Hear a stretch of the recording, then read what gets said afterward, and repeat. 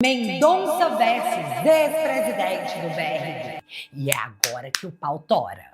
Por quê? Porque eu não sei se vocês lembram, mas foi esse cara que o Metrópolis informou que o Alexandre de Moraes encontrou na mansão do Vorcaro. Lembrando que o BRB tentou comprar o Master para evitar a liquidação do banco. Quem não deixou foi o Banco Central. Senão, o BRB tinha adquirido o Master e entubado todo o prejuízo. Lembrando também que o BRB é um banco estatal, então o prejuízo seria do povo. E seu Ibanez? Moço, eu não vou tentar te defender, meu caro. Isso aí é função dos seus advogados. Boa sorte. Mas tá, primeiro eu preciso que você entenda por que o Paulo Henrique Costa, ex-presidente do BRB, foi preso. Enfim, encontraram o que seria o pagamento feito por Vorcaro ao Paulo, sabe? Propina. Presta atenção, porque, cara, é muita grana.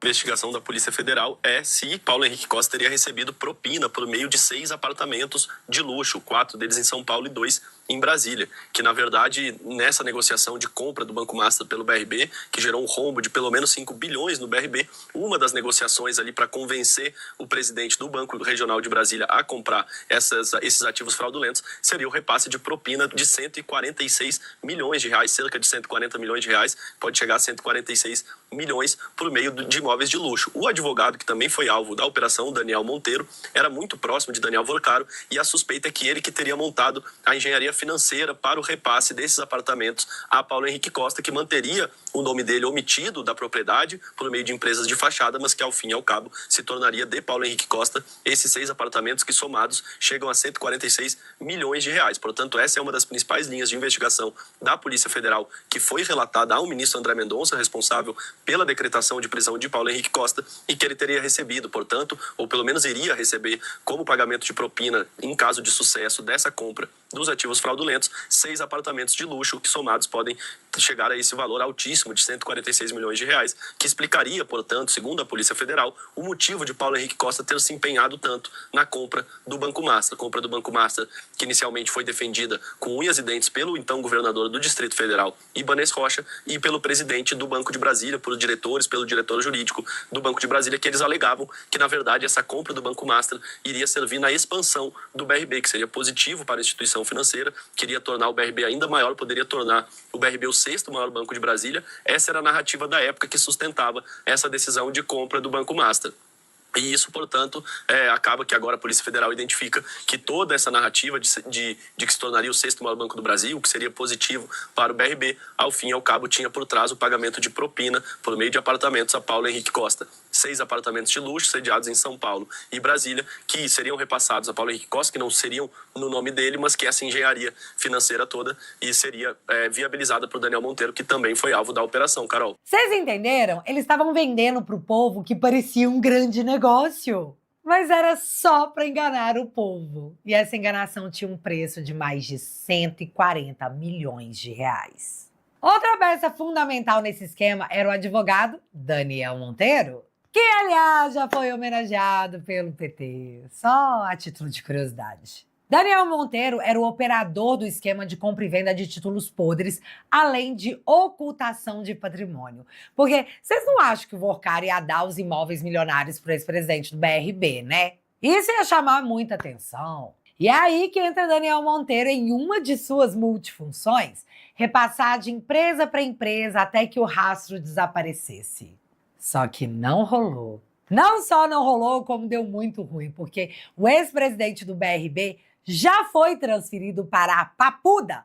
E eu realmente me pergunto quantos dias esse cara vai aguentar antes de começar a entregar até o cachorro.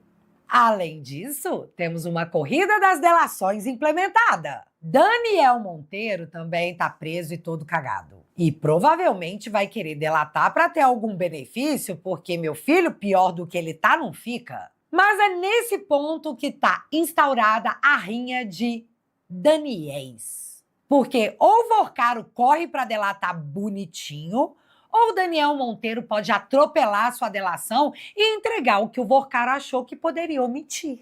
E sabendo disso, que do nada tudo acelerou absurdamente, as notícias dessa quinta-feira sobre a delação do Vorcaro são essas aqui. Essa ideia, ela bateu depois, nos dias subsequentes, muito mal no gabinete do ministro André Mendonça, e nós depois trouxemos essa informação de que ele teria relatado ali a interlocutores que não aceitaria, não homologaria uma colaboração premiada que não fosse forte, que não dissesse tudo, né, que não entregasse o que o Daniel Vorcaro sabe ali das relações construídas por ele com os três poderes, né, durante todos os trabalhos ali em Brasília. E aí, isso teria pegado ali fortemente a defesa do Daniel Vorcaro, né, entendido até como um recado, e neste segundo encontro, ou seja, já houve pelo menos 2 encontros do José Luiz de Oliveira Lima, aqui em São Paulo, com o André Mendonça, e neste último encontro, sim, ele sinalizou uma colaboração premiada forte, essa é a expressão, e que atinja, de fato, os três poderes. Quando a gente fala, obviamente, executivo, legislativo e judiciário também, pelo menos um ministro do Supremo Tribunal Federal, mas ali também ministros de Estado do governo Lula e deputados e senadores do alto escalão ali na hierarquia tanto da Câmara quanto do Senado. Pois é, vendo que o cenário deu uma apertada, Vorcaro também parece que vai entregar até o cachorro. Não só deputados e senadores, como ministros do STF e o que para mim é uma novidade, ministros de Estado do Lula. E é exatamente nesse ponto que estamos agora, no Corre Vorcaro, senão o Daniel e o ex-presidente do BRB podem te tornar obsoletos. Eis a maratona das delações. E sobre isso, eu não sei se eu tenho pipoca o suficiente. Só sei que... Vai dar merda, vai dar merda, vai dar merda, vai dar merda.